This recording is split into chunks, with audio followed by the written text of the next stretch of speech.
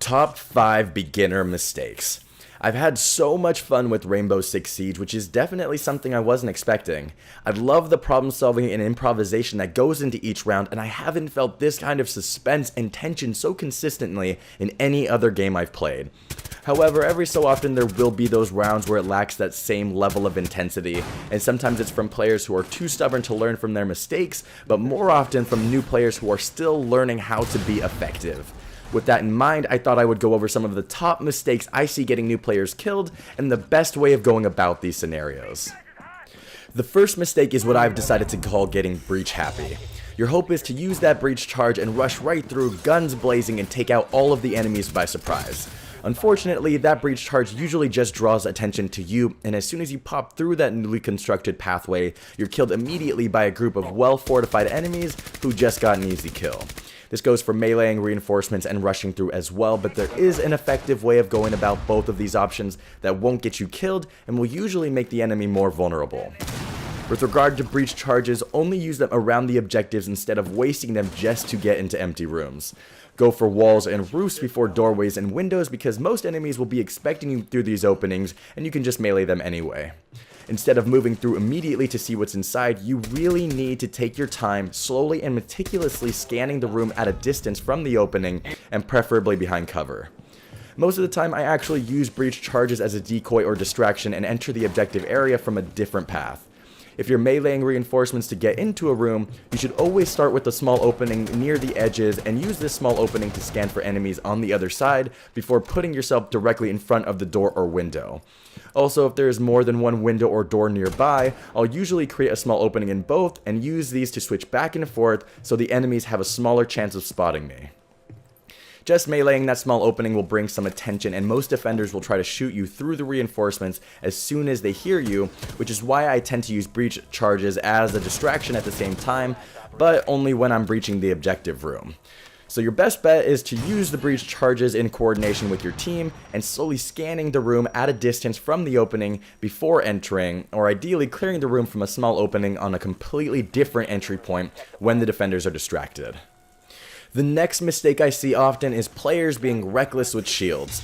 I'm sure you've been dominated by enemies with shields, so you assume that it's just as simple as rushing the objective and hip-firing your way to victory.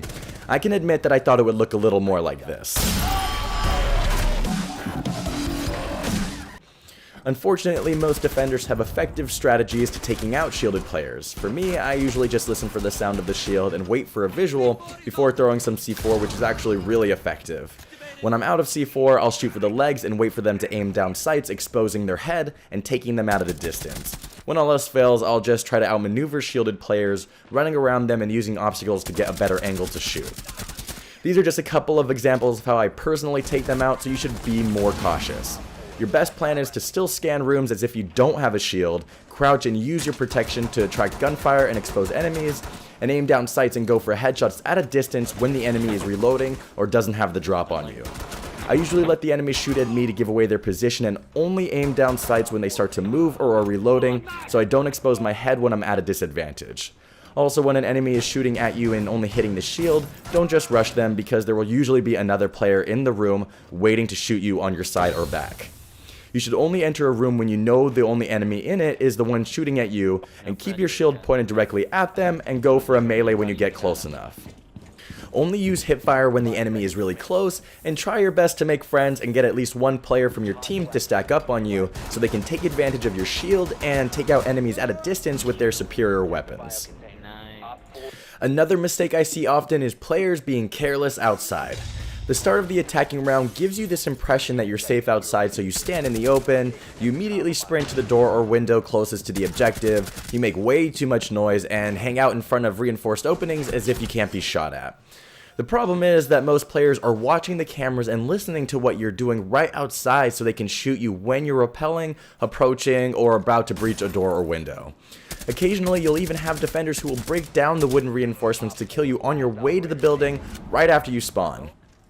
Sometimes after hearing your grappling hooks, defenders will also just run outside on the first floor to kill you while you are hanging there in a pretty vulnerable state. There will also be times where defenders will hear you outside and go to another window on the adjacent side of the building, far from the objective to get the drop on you, like I did here. The point is, even though you'll be notified when defenders are outside and they'll even be spotted after 3 seconds, it doesn't mean they won't come outside or break down their own barricades to shoot you while you're exposed. So the best way to prevent being an easy kill is on your approach, look for any reinforcements that have been damaged or destroyed, and fire at these openings just to double check that there's no enemies there, and quickly move from cover to cover on your way to the building. Have a teammate watch windows that are at your back, or periodically check them yourself when you're repelling or approaching the objective to avoid getting flanked. Don't put yourself directly in front of wooden entry points, even if the enemy can't see you, because they will probably hear you. And finally, don't assume that all of the defenders are right where the objectives are. This ties into the next mistake I see, which is getting tunnel vision. So many players run straight to the nearest opening to the objective, and as soon as they get inside, their focus will only be on the barricaded rooms and assume that all of the enemies are in one place. The problem is, more often than not, there will be 1 or 2 other players on a completely different floor or room waiting for the attacking team to let their guard down and flank you while you start breaching the main room. This is actually something I do every defending round, and instead of looking for attackers, I'll just wait and listen until it seems that they have their back to me or are near the objective so I can catch them off guard. It seems simple and obvious, but this strategy is very effective if you're patient, but there is a way to counter this tactic. It sounds boring, but honestly, I just start on one end of the building, on the top or bottom floor, depending on where the objective is, and just start clearing rooms one by one. If the building is more spread out, I'll usually just check the areas immediately surrounding the objective and enter the building on the opposite end so I can clear some of the building on my approach as well. There are a few maps and modes where you will have the advantage from outside directly onto the objective, which means you don't have to do this meticulous clearing, but usually that's not the case. When I do this, I communicate with my team to let them know when I branch off to clear other floors, while they make a straight path to the objective and put pressure on the majority of the defenders. This really helps me because it helps to distract the players that I'm looking for waiting to ambush us. Once you clear a floor or wing of a building, it doesn't mean that an enemy couldn't still flank you from these areas, but most likely you and your team can now focus on the enemies in front of you and not have to worry about being killed from behind while you're already being shot at up front. You can now use these cleared paths to quickly transition to different angles of approach and keep the defenders from having the advantage. Another side note in terms of tunnel vision is that when you see an enemy, don't be too quick to chase them if they escaped your line of sight, because they'll usually be covered by another defender who will obviously have the drop on you. Alright, the last mistake on this list, which ties directly into all of the other ones, is not taking advantage or just being careless with your drones. This gadget can supplement every tip I've given in this video because knowing where enemies are will help you clear areas faster, know which approach will make you vulnerable, when you can breach an area safely, and sometimes even get easy kills through cover. It seems obvious because you're forced to find the objective with these drones at the start of the round, but that is definitely not all you should use them for. When you're looking for the objective at the beginning of the round, if possible, obviously try to get close enough to spot it, but if doing so will get your drone destroyed, just communicate with your team where the objective is, or at least what area the enemies are fortifying to get an idea of its location. Once you've found the objective, put your drone down a hallway or in an area where your teammates can effectively use them to detect enemy movement around the objective if they die. Be creative though, because most defenders will destroy them on sight, so put them near other objects to camouflage them or under furniture, and don't move or turn because the noise will attract their attention and again get them destroyed.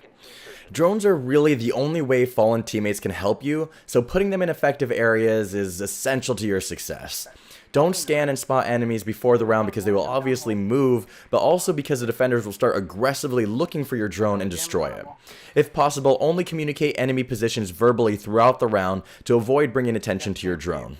If another teammate spots the objective, don't rush into the same room and just start hopping around spotting enemies. It's seriously the most ridiculous thing I have seen way too often. It is good to get a personal visual on the area to understand how they fortified it, but do it cautiously and only if it won't get your drone destroyed. Otherwise, find an area to hide it, like I said before. The other option is to bring your drone back to your character to pick up, or put in the room you think you'll breach when the round starts. When you use your drone after the round has started, make sure that you're behind cover or hidden, especially if you're already in the building because you're extremely vulnerable when it's equipped, so don't use it for excessive lengths of time.